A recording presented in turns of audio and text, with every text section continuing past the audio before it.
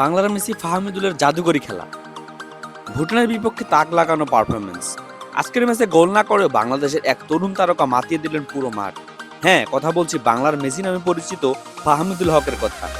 Dribbling, passing আর গতির মিশেলে তিনি যেন হয়ে উঠেছেন বাংলার আক্রমণের মুখ্য অস্ত্র। পুরো ম্যাচ জুড়ে তার চোখ ধাঁধানো ফুটওয়ার্ক, নিখুঁত পাস আর কনফিডেন্স মুভমেন্ট ছিল দেখার মতো।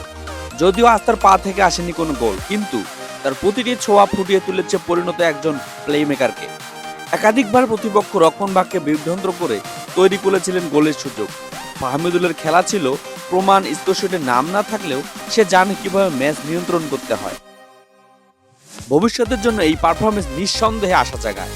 বাংলাদেশ ফুটবলে যদি নতুন যুগের সূচনা হয়, তবে এই নামটি সেখানে থাকবে উজ্জ্বল, যার নাম ফাহমিদুল। আপনিও যদি এই পারফরমেন্সে মুগ্ধ হন, তাহলে এখনই ভিডিওটি শেয়ার করুন আর চ্যানেলটা সাবস্ক্রাইব করে পাশে থাকুন দেশের ফুটবল জগতের সর্বোচ্চ আপডেট পেতে।